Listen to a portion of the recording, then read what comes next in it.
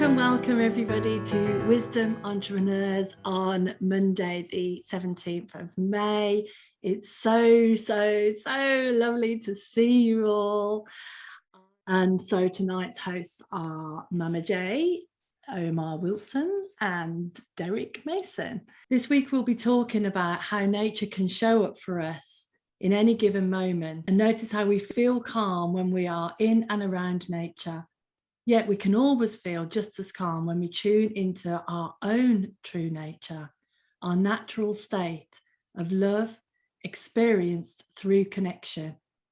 Just like the birds sing to express its nature, it also serves as a gentle reminder to us of the true oneness and the connectivity of life itself. Beautiful. So I normally read from Sid Banks, but I'm going to leave it there with Derrick Mason's message. Absolutely beautiful. As you started with that note, I can just sort of like explain or just talk through where it was coming from or what I've seen in it.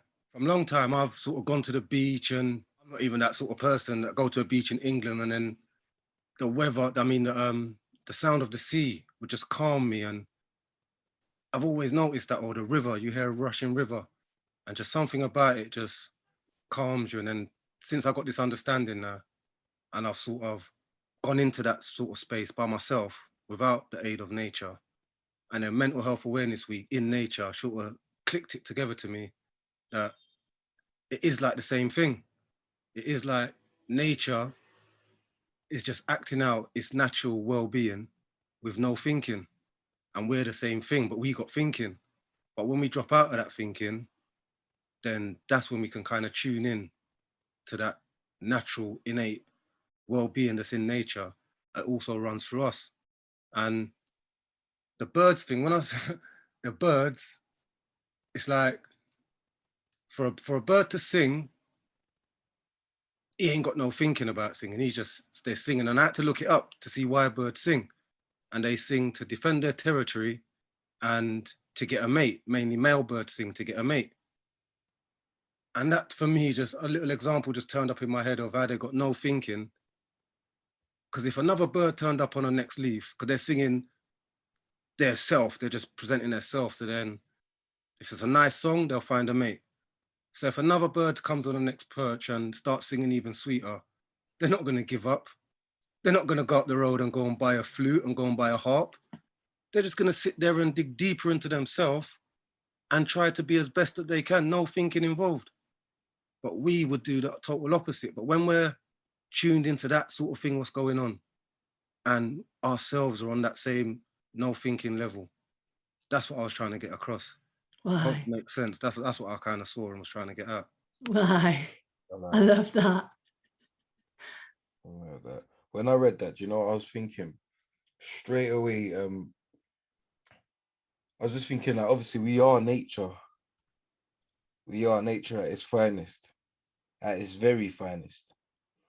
And when there was something Derrick said in the beginning, or it was you, Mama J, I'm not sure, but it led me to a thought process that trees and daffodils and sunflower, they're all different plants. They're all different. Trees are different. Fruit trees are different. But they use the same life force to grow. And that just reminded me, and even when you said the mental health thing, it's just like we class people as different and this, that, but we use the same life force. But obviously we have free will and thinking, so we do other things with that. I feel like that's our differences, the free will and thinking, because we use those to create our differences. And I see that nature doesn't really use that to create differences. I feel like nature understands it's one. And a daffodil doesn't want to be a tree. A daffodil doesn't want to say, oh, look how big the tree is. I want to be that big and strive to be that big. The daffodil knows it's one. It's here to do what it does. And with that, it flourishes. And the same way, like, I see the ones that was wrapped around your house, Mama J, I forgot the name of them. But even them, they they just flourish and do what they do. We build bricks and walls and stuff, but they just do what they do around that. They don't even care about that. They don't know what that is, but yet they still grow and begin to stretch and flourish. And I see that as just being one with yourself. I feel like nature is at one with itself. And I feel like if we was to do the same thing, we would flourish in unbelievable ways. And I feel like anytime that I have flourished in something is because I've been at one with myself. And it's just exactly like nature. So when that post came out, it just hit me that, wow, we we separate ourselves with our thinking, but we are all just one. And that if we live that just like nature, we will become nature, we'll become free, we'll grow. It had me thinking about how nature's not in a hurry. That we have these imaginary deadlines for projects, for how we want to be, for where we want to be, all of that, and it's all in a hurry. And nature just isn't in a hurry. So, like, I was looking at the trees thinking, they just do their tree thing, and they've got all of these, you know, they've got a support network with each other, they share resources with each other, and they just do their tree thing. So they don't moan that it's raining when it's May and everyone thinks it should be sunny. They don't care if a big wind comes and blows off the blossom. They just do their tree thing, but they're so like patient without knowing that they're patient. They're just there, just growing as they grow, and they'll grow however big they grow, and people come and chop them down. And if we weren't in such a hurry all the time, I'm talking about myself, you know, when I slow down and see that things just take their time and they take however long they take, then I don't get so stressed out about trying to make something happen, whether that's writing or business or relationships or health. You know, just if I take my time and I just go in its natural course, then I don't suffer, and I don't have expectations that can't be met. Judy says, Omar, what you said reminds me of daffodils. What Jan was saying, Omar, it was very similar, that the daffodils were just being daffodils, and, you know, just being, and just like nature was being itself. And I was just, you know, it just reminded me of it's a very nice little thing on YouTube. Very nice, thank you. I was just thinking about that, the daffodils, and what Omar said about the dandelions, and what you said about the bird. Because what popped into my head is the bird doesn't go to therapy, right? Because the other birds sing better, or it doesn't go on a training course. I need to go on a blackbird training course, you know. It just sort of, well, it might think, I'll go to another leaf, you know, I'll go to another branch, or it might just go, I'll sing even louder. But it just sees that as a natural thing. It doesn't get bothered by it. You know, in that it just goes to it goes to its resources itself. But we seem to think, because of this outside in, our resources are outside, so we go there more often than not. And it's surprising what you said about the slowing down thing, Mama J, because the life I used to live, it was fast, and not deadlines, but imaginary things had to be done by this time or that time. And it was a lot of pressure and a lot of stress. And I never really get to slow down and see, like I said, go to the beach one day and it'll be cold and it'll be whatever, but the sea, I'll just calm me down a little bit, or just, I'll reflect on that moment, but not to be fully in that space. And it's only when I've, so to say, got this understanding when I was away, and it sort of settled me into that space, to actually know that space and come out and see all the things before, the pressures before were all made up. because from I'm not in that, I'm in a slowed down space, those processes just seem so unreal, and like they don't apply to me because I'm just underneath that, if that makes sense. But you have to slow down in order to see that, and that has been a big part for me, just slowing down and seeing it. The way I live in my life now, the way I'm trying to live my life now, I see everything is like through a slowed down lens, and you see much more things when you look at things like that, and that has done my mental well-being the world of good, because before I would have said, before it was the thing, I would have said no, I've got no issues with my mental health. But then upon realizing how much things I've been through and what sort of lifestyle I used to live, and what it all adds up to certain little things that I just put down to being me, and they weren't really me. That was just how I would deal with certain things. But yeah, I think I've gone off a bit, but no, you reminded me of something Omar said about life and death. Like you've both been in, well, you know, a few of you on here have been in situations where you have literally been in a life and death situation, like literally. But we live often as if we are in a life and death situation. Do you know what I mean? Like, it just occurred to me then, like you've literally been in that situation, and yet sometimes I live like that, but it isn't really. And to hear you say that even those situations are a reality created by your own mind, it just makes me realize, like, wow, why would I do that to myself? And it isn't even really life and death. It's, you know, it's so far from that. Yeah, you know, like down to like you're saying about nature today. Yeah, I've come home, and I've got beautiful bushes and trees all outside my house. And I remember them 5 o'clocks in the morning when I used to be off my head partying. I used to hate the birds. The birds were the worst thing in the world. Like, nature pissed me off, excuse my language, but oh my God, I was like, the birds, I'm awake, like still awake. And now I like cherish those 5 a.m. whistles. The baby wakes up, the birds are singing, and I'm with nature there and then. Do you know what I mean? It's crazy. And like I've kind of I come home, but I've got a neighbor next door that's an absolute nightmare, yeah. And I've got the best neighbors on this side, and they're the best things that have ever happened. Like, to my missus, like it's like they're our mum and dad kind of thing, yeah. And I'm like, the missus got some grey fences outside, and my idea is to get fencing up both sides, but I need to ask both neighbours. This one on the right is going to be a problem to ask. But the longer and longer I've sat with it and kind of slowed down about it, I see little birds. I see the robin that comes every day. The robin sits on the wall, sits in the bush. He's obviously breeding in my bush on the left because there's a little family in there now. And then I see the foxes that are obviously in the jungle next door, because she's never done a garden. It's like a jungle next door, yeah.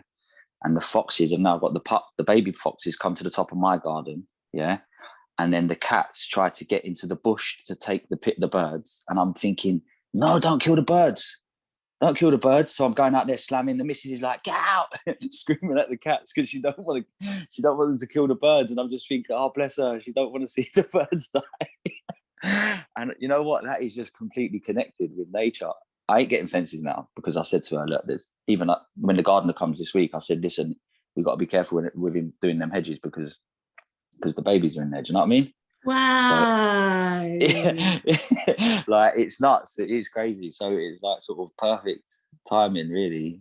It's mad how things pop up in it. Wow, that's amazing. Yeah.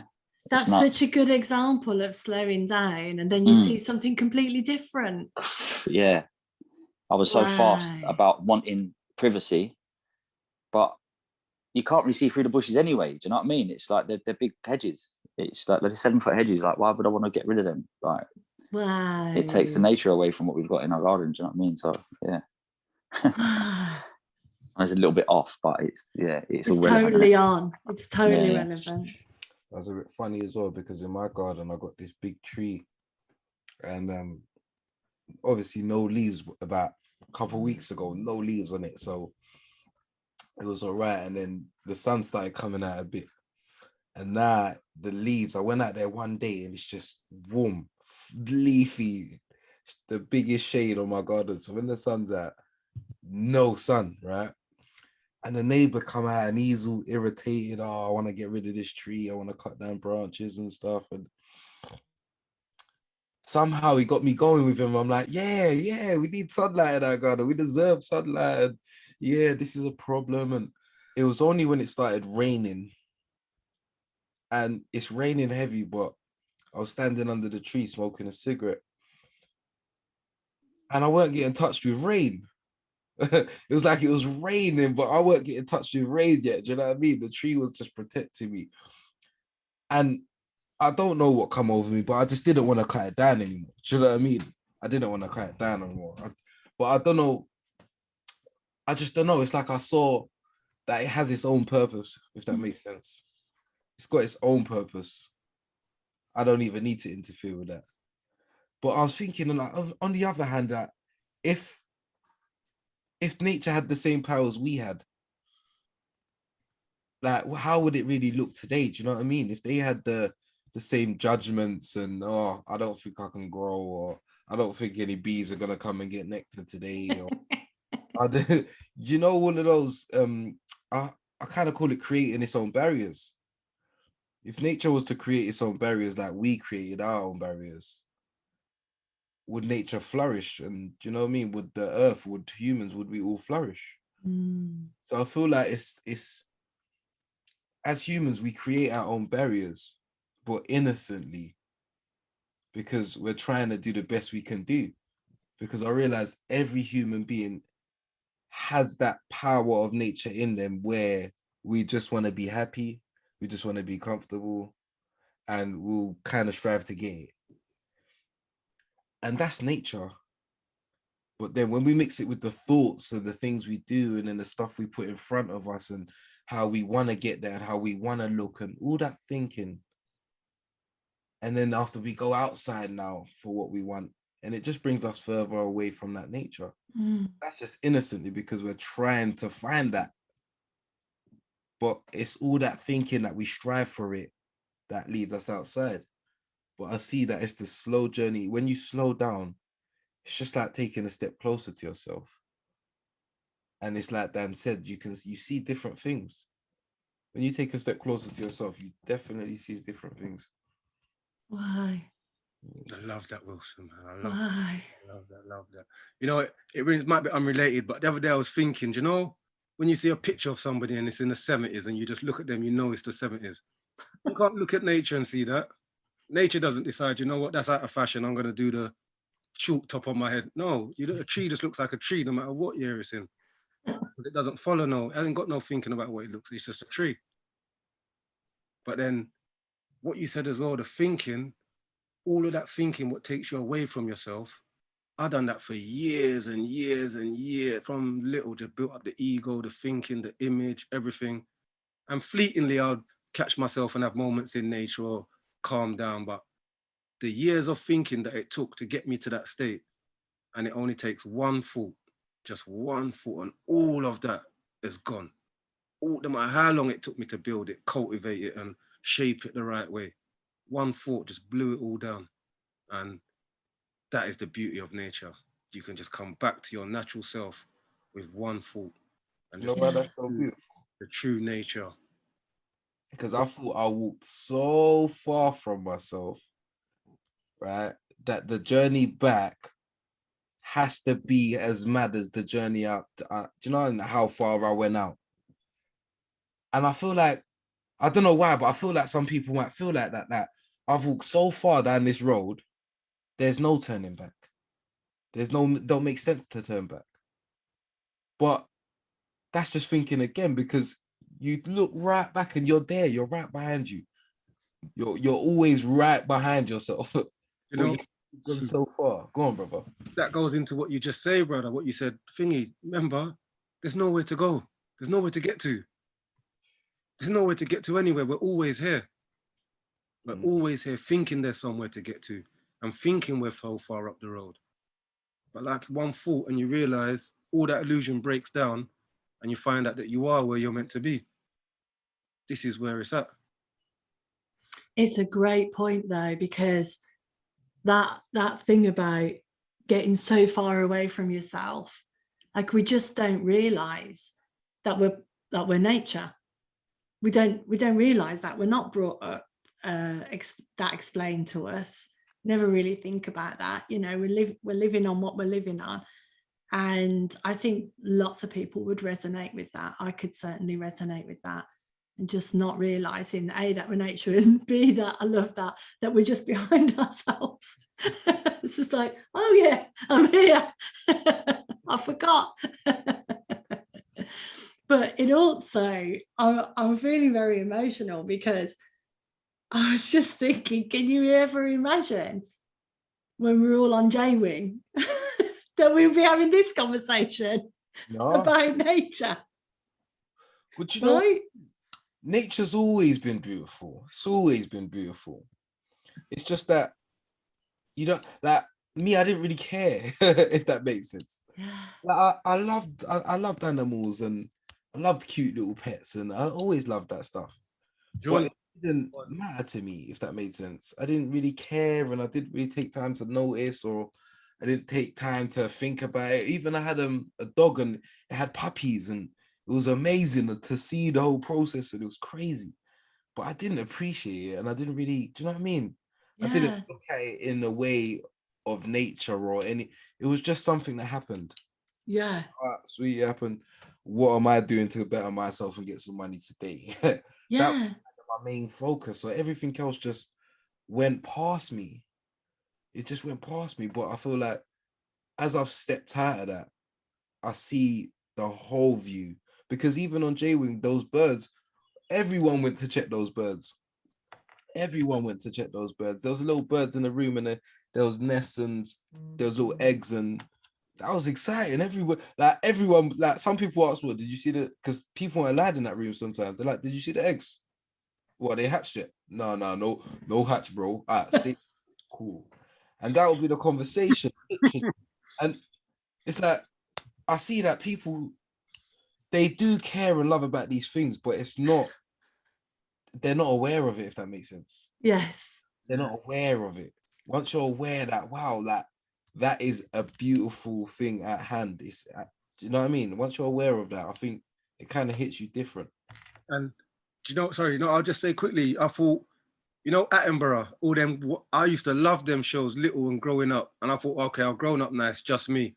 But believe me, I've been in all sorts of environments, and Attenborough is just cool throughout the whole board because of nature. I could be in any room with any kind of person, put on Attenborough, we're all sitting down and watching it. All of them. 100%. They're talking some hard, tough talk, but yet they want to sit down and watch Attenborough with me. That's universal. That is universal. 100%. I've never met anybody that says, "Oh, them shows are rubbish." Never. Yeah, well, that is fascinating. And it makes me realize, like, what I'm hearing you guys say tonight is your awareness or your consciousness has increased because you stand under the tree and then you decide, oh, I'm not cutting this tree down. Something about the tree protecting you from the rain in your raised consciousness or raised awareness, had you realized like the connection between you and the tree. Same with Dan and his bushes, focus. And the problem was, how do I get around the neighbor? How do I solve that problem out? And then out the blue, he sees, oh no, the birds nest in the bushes, and why would I cut the bushes down? That's a raised level of consciousness, seeing the connection between us and nature. And that thing about Attenborough saying that no matter how hard you are, like everyone's stopping for that is fascinating. That just shows that it doesn't matter how far you've gone, where you are on your journey, or what's happened, or what you've done, what we've done. We all at some level connect to Attenborough and therefore to nature. Like at some level, something knows there's something here for us and responds to it. What you just said there, Mum, explains the true just connectivity of life itself. That just explains right there. It's just something that hits you on a level. You don't have to be consciously aware of it, but it hits you. But if you're on that slightly aware, then you'll be aware of it. But it all hits us, always hits us. And that is just how life is beautiful. Do you want to say something, Kelly? What the heck is Edinburgh? Oh. for the Canadians in the room.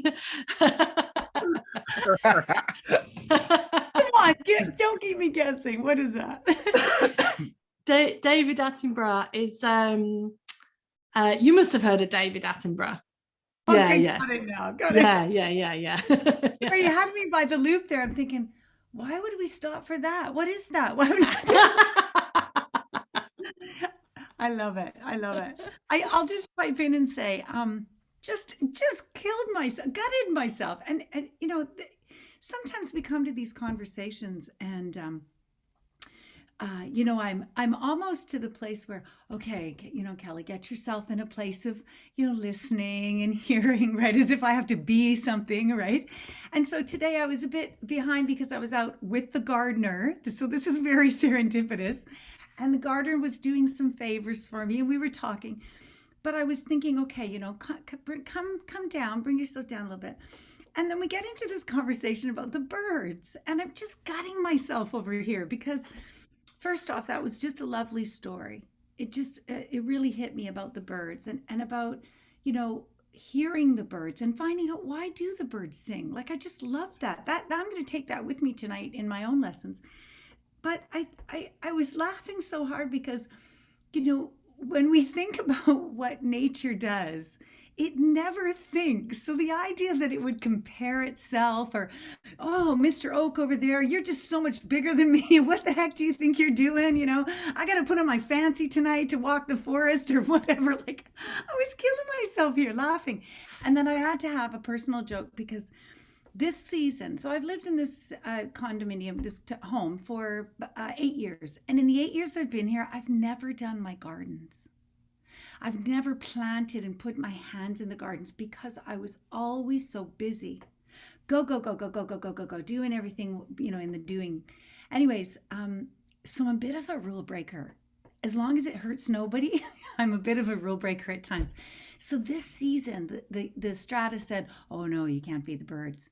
Well, it was a really cold winter and snowy, and I kept seeing, as COVID allowed us to see more, kept seeing all these birds.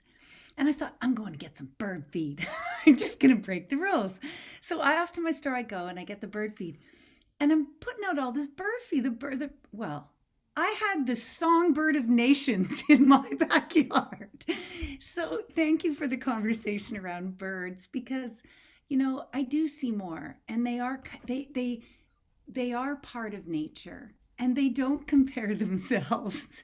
And they're not, you know, even though the boys are more beautiful than the girls in the bird world, you know, they're not, you know, having conflict with each other to who's more beautiful or who can speak the bigger song. So thank you for that awareness, Jagger. It's beautiful. Omar, great to see you guys. It's great to see you as well. Kelly G, we start calling you.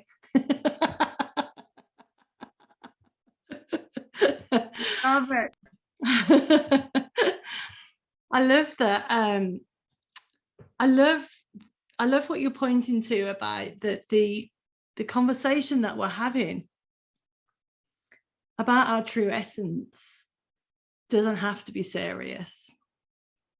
You know, it can be had in this light-hearted way of talking about nature or talking about whatever or having a laugh. And I notice more and more myself of how in that space, in that light-hearted space, that's where we do see things more clearly for ourselves. That's where we do notice things more as well. So thank you for highlighting that. I'm going to tell the bird story then, guys, if that's all right, because Wilson alluded to the bird story. So for the new people here, I'm not sure if you know, but we work in prisons and we share the understanding, the inside out nature of life understanding, also known as the 3 principles, mainly with people in prison, but also now with people on the outside as well. And I started my journey with that 6 years ago.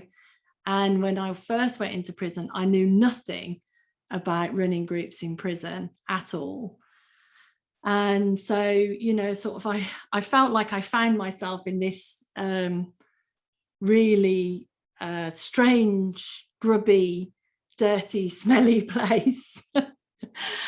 And didn't feel overly equipped. And part of the training, they train you when you work in prison to be very cautious, and part of the training is that you don't you know, you get told all sorts of things about how people create shanks out of toothbrushes, and they might take you hostage, and you might see someone, you know, hanging, and they tell you all sorts of things, and they scare you half to death. And so there are lots and lots of rules, and one of the rules is that you don't let anyone in the room who isn't on your list. And so I'm there on my first day for my first group, and got my room set up with my cups of coffee and biscuits, and I've got my clipboard with all my names of the people that are allowed to come into the room, into the group. And this man comes along, this great big man. Oh, first of all, sorry, there'd been an incident at the weekend, and people in prison are locked up for many hours. So they often go to bed at like 6 o'clock at night, and they're locked up at 6 o'clock, and they don't get let out until 8 o'clock in the morning.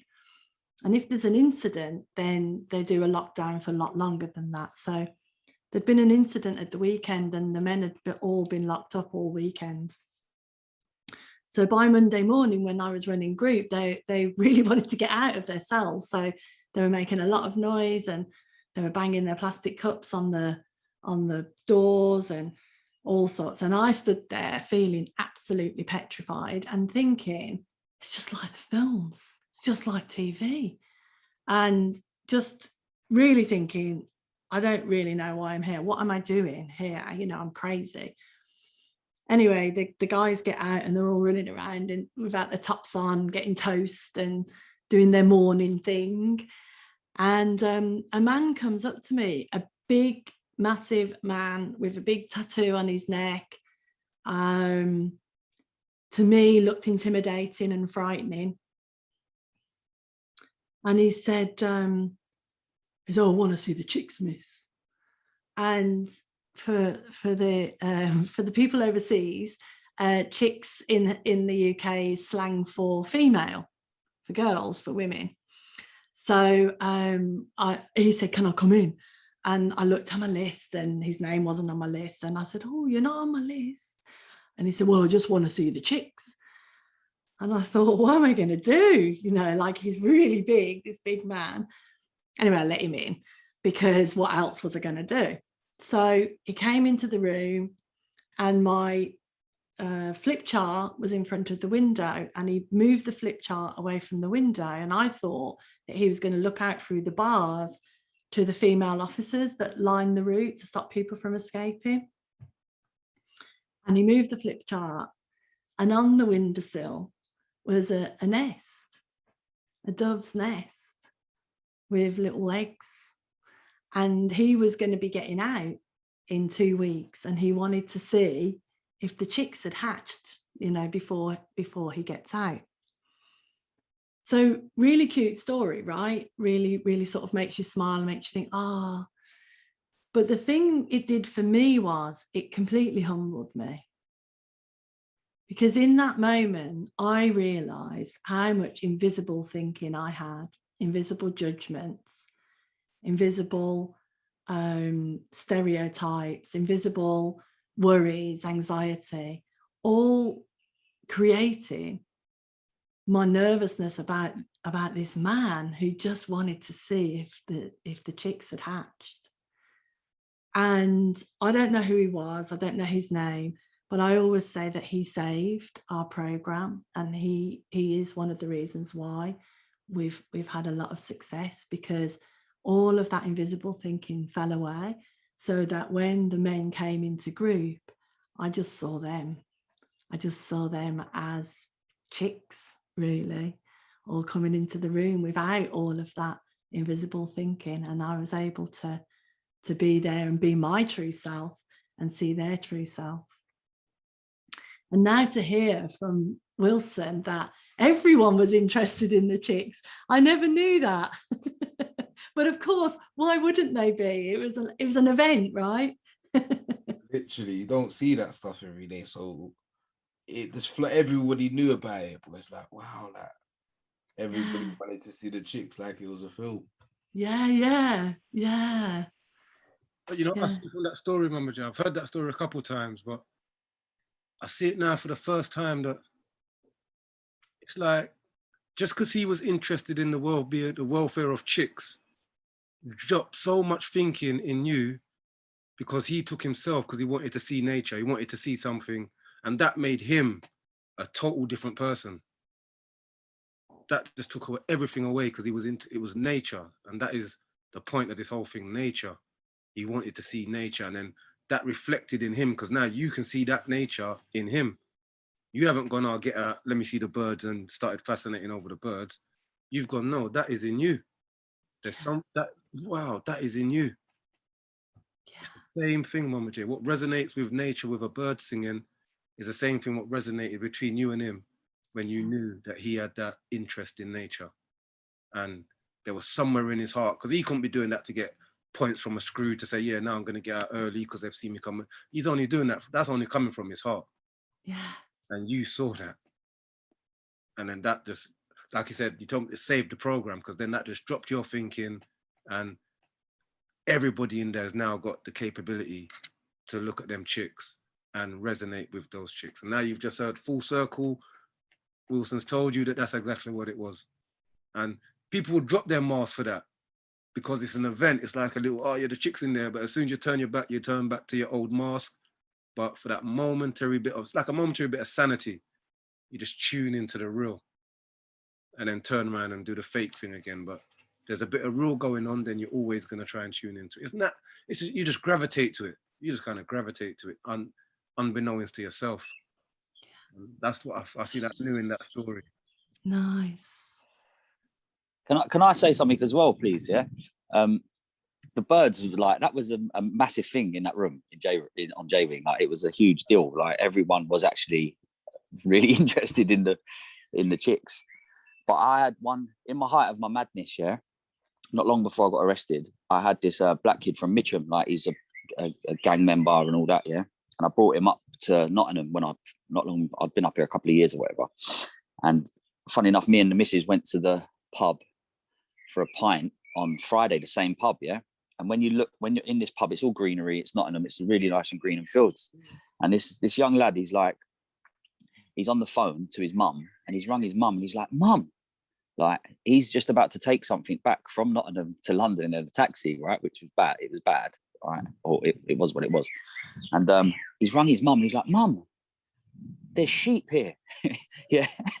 And I'm listening to him, and I'm thinking, what's he talking about? He's like all excited. He's like, "Mum, there's sheep. I'm in a pub garden and there's sheep here." And I looked at him and I thought, oh my God, bless him. He's never seen a sheep before. He's like 18, what was he, like 18 or 19 years old. He's a boxer, but comes from a council estate. Never seen anything like it in his life. And in that moment, like, in the height of madness, before I even had this understanding, I felt that connection of nature. Like, looking back now, do you know what I mean? And it was like, I will never, ever forget. I think I've probably told this story before, but I'll never, ever forget that moment I shared with him. And he's rung his mum to tell his mum that he's seen sheep for the first time. Like mental, like, do you know what I mean? Crazy. Like, so all the layers and all that stuff that, like, you may have had at that time dropped off from you and that person in that room. The layers just, like, it was just uncovering nature, wasn't it? So that's right. Yeah.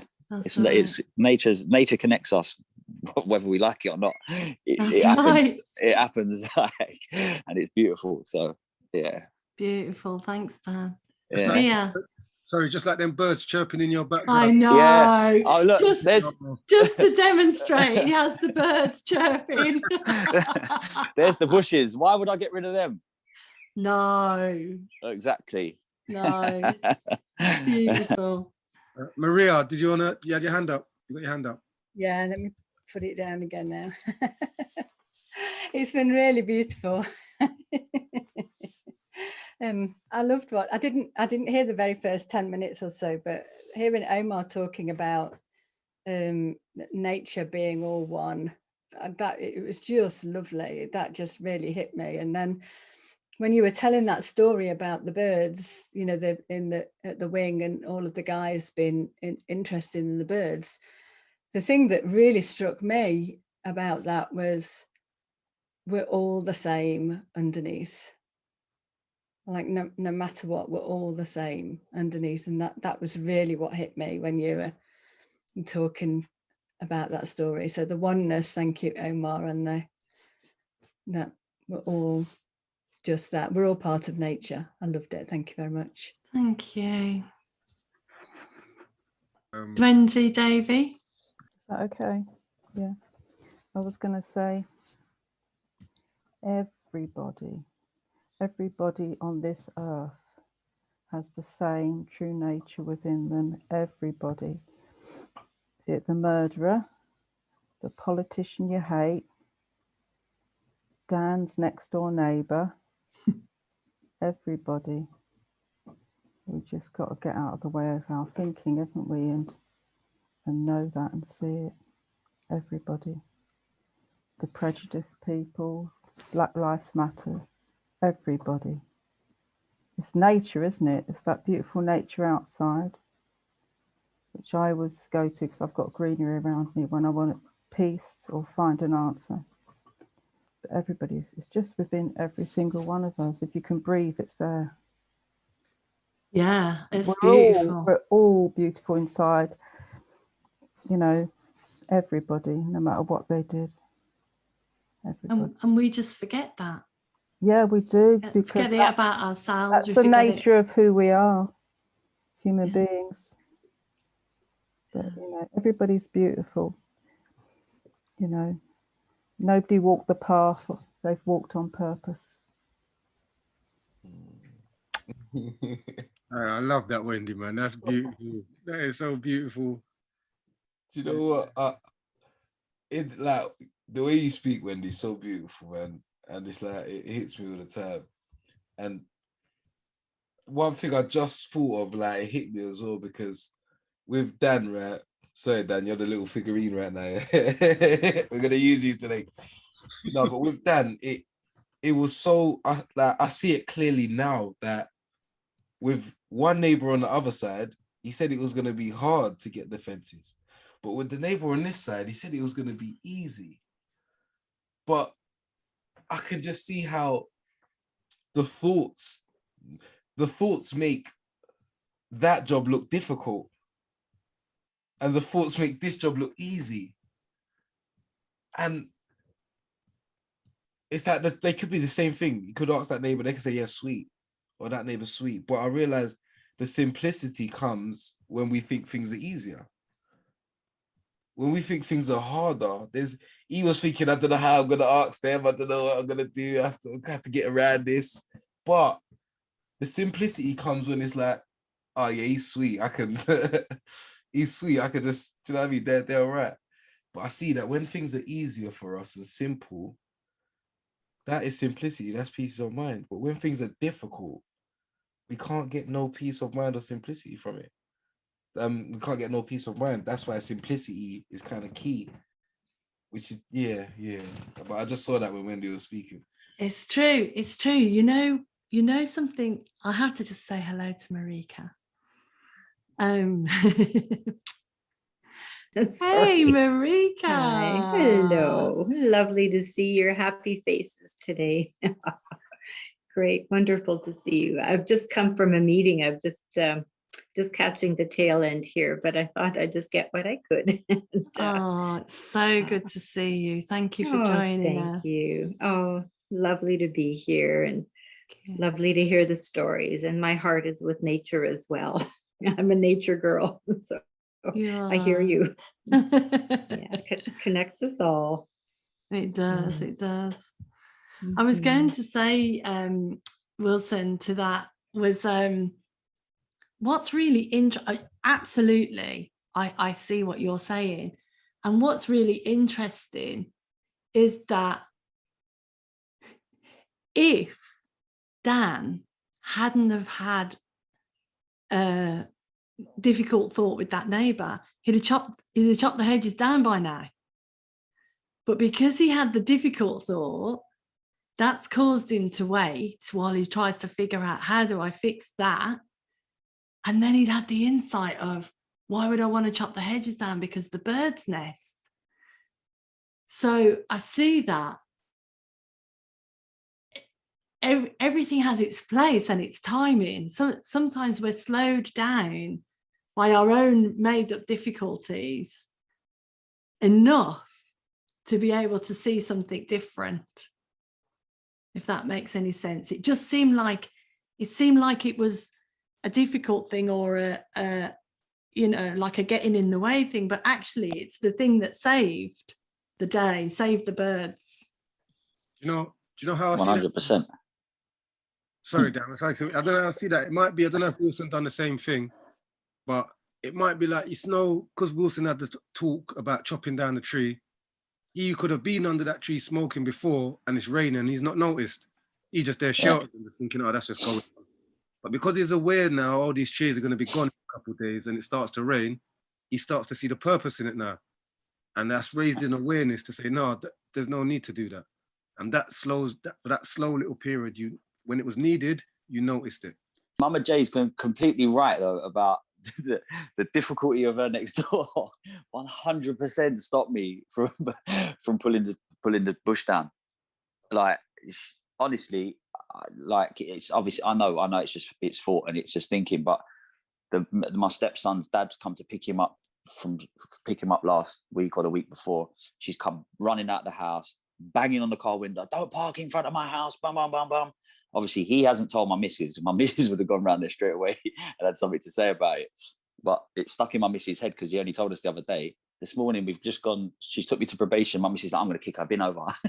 I'm like, babe, listen, chill out. Don't do things like that. Like, it's just causing dramas. And then it twigged. That's why I didn't want to do the fences. And then we're having this conversation today. Yeah, it's all panned out to be exactly what it's meant to be. Do you know what I mean? And no matter what thought I had about it, it's sort of worked its way to be the right way. So yeah. You know what? That's what I was gonna say. Nature will find its way. Yeah. Obviously, I heard Wilson. We'll put those barriers there, but nature will find its way, innit? And the reason I solidify that as well is because when then everybody will see this, you'll walk and you'll see brickwork, but you'll see in the smallest little gaps there'll be some greenery growing, and that's nature at its finest. It will find its way. So it don't matter what we block it or what, like, nature finds its way through that madness, through whatever we put in front of it. Nature will find its way, and then it's like we won't see why, but we might understand one day, not at the moment, but we might understand in the future. Like Dan was saying, like, it kind of makes sense now. It clicks in now why it all happened this way. Yeah. Which I like that. That's just nature at its best. And that's same for us, isn't it? And we find our way. That's the power, Mama Jade, and all that is us, and we will find our way. We just get out of our own way and our nature, wherever we was destined. An oak tree is only destined to be an oak tree. And same with us. Whatever's in us is destined to come out and flourish if we just get out of the way. That is beautiful. I love that. And that, you know, I just said as well when we was talking, you know, like, from when I was little, it's sort of the same now, isn't it? You go off to live in the woods, you're classed as some crazy guy. But you live in some brick house with some brick and cement, then you're right. What's wrong with that? That is, you know, how powerful I'm just seeing it tonight, how powerful, like, true nature is. It's like a true reflection of us, and we put ourselves away from it. But yet, if you immerse yourself in it, you're seen as some sort of funny, wobbly guy. But yeah, no, we got it the wrong way around. We got it totally the wrong way around. Because the power of nature and the reflectivity of the connectivity, and when you really look into it, it's mind-blowing. It is. And no matter where you are on that scale, brings me back to what you're saying, Wilson, no matter where you are on that scale, busy mind, about to do some crazy thing, you sit down and you just let nature tune in and hit you. Takes you somewhere miles or different, take you somewhere back to yourself. And this is what the nature thing is, our true essence, our true self, we can never get away from it. We can only cover it up, but we can never get away from it. It's just like what I said, get out of our own way and we will flourish and we will be like nature. And it's like that tree thing, what you said, Omar's got a picture of a tree and someone put a lantern or something in the tree, and the tree just grown, done its thing, and just crushed the lantern inside the tree because it's just doing its nature thing.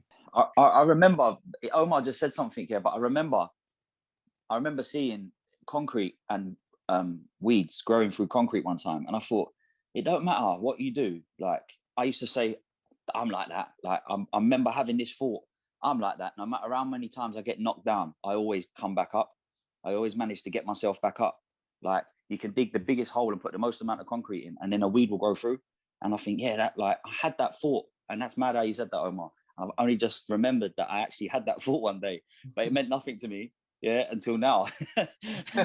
Until this moment, it's never meant anything until this moment. Like, it was, yeah, that's crazy. Derrick said something about time. When I was a kid, I was scared of certain things like the dark, and I was scared of Michael Jackson Thriller. Like, that video was scary to me, and I was scared of a lot of little things, and I was scared of the door being closed at night. And then I didn't try to not be scared of those things.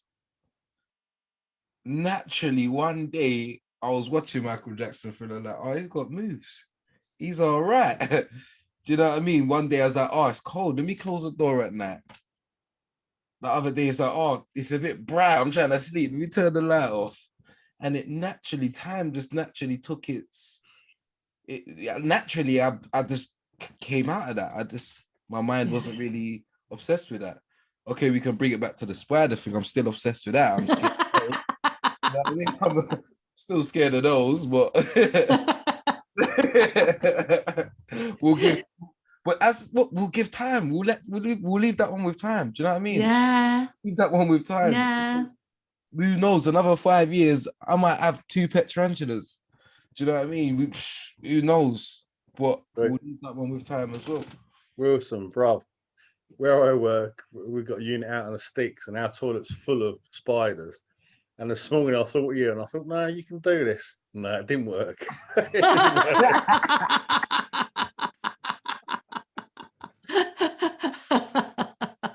You know, it's beautiful to see that mind at work. I'm telling you, it's beautiful because when you're actually aware of it, it is beautiful. Hello. Hello. Kind of dead nervous about speaking, but hi, thanks for having me along. I don't know, I just really liked what a few of you were saying about sort of letting time have its way. Like, maybe that's just what I heard. But for me, there's something bigger than me that knows something more than me. So, like, that's just, I feel like it's kind of a bit of ego to kind of, you know, unwittingly sort of try and control an outcome, or like think that we know better. And where even to the point of like, oh, you know, that's just thought, or, you know, I shouldn't be, you know, maybe there's some wisdom in the fact that we've got to be stuck in thought for a while, and maybe we've got to go through a crisis to get the contrast, to be able to let our true nature through and learn what it has to tell us. Like, I've so many things have happened to me in the last year that I've just been like, I really could not have planned that. Like, I could not have arranged for that to happen, like in my wildest dreams, and the good and the bad. Do you know what I mean? And it's just like, I think there's something bigger, and I'm just so interested in somehow allowing space for that. And I don't know how to allow, you know what I mean? I think even trying to allow it is a sort of controlling thing. So I'm just like in awe of it. I'm just like, there's something amazing, you know, and I just want to know more about that, you know. Beautiful. I'm so pleased that you were brave enough to come forward and speak. That is absolutely beautiful. Oh. Definitely. 'Cause Thank you. I see exactly what you're saying with when you just let it go freely, but as something comes to you, you want it to go off and you start thinking in another direction, and then you put form on it now, and then, but then if you just let you see it and then just let go, see it and then just let go, and then wherever you end up is where you end up.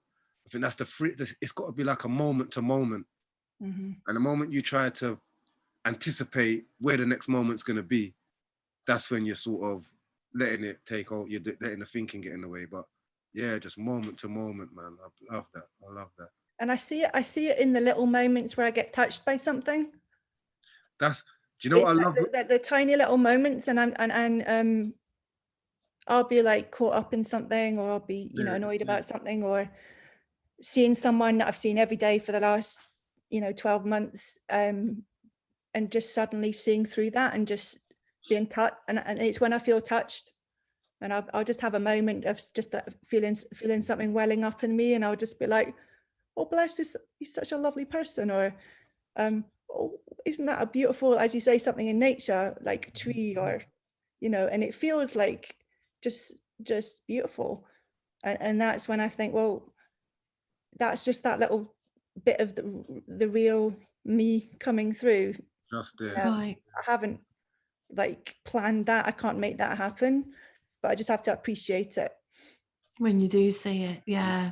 That really brief connection with our true self is precious. So precious. Yeah. Granddad Pedro? Granddad, yeah. Actually, it's on that note. Yeah, I had a reminder this morning because my daughter went obviously into labour this morning. And I was thinking, wow, we've got this new gift, new baby, this pure soul. It's got no judgment, no hate, no nothing. It's got nothing on it. And then this morning I thought, well, if my granddaughter can have that, why can't I have that as well?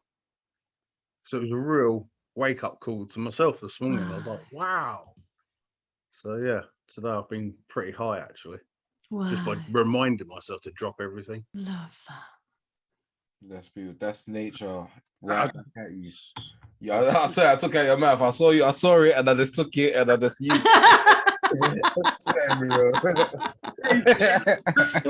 went out there, up there, and out there. Yeah, no, but that's nature at its best.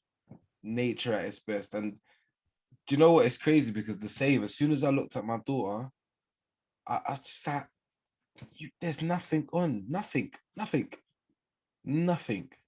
Like, this is us at our purest. And then we start adding in little colors and paint colors, and then, do you know what I mean? Now we're just a montage of colors, but that is the purest form. And the way it brings you to your purest form, or it lets you know your potential of your purest form, or it's like a mirror. You see your clearest form, and it lets you know that, wow, like it is achievable if I get out of my way. And the thing I love is that, and you know what, Maylene, you said it, sometimes being in our way helps us to not be in our way over there, if that makes sense. Because I know once you see something, you can't unsee it. So once you're in your way so much that it hurts and you realize you don't have to be, you won't. That doesn't mean it won't happen again. It just means when it does happen again, you've seen it before. So it's easier to just step over it and just let it go as you walk off. But yeah, I love that, especially when Maylee said that. It's true. And I didn't see that. Even in Dan's situation, it's true.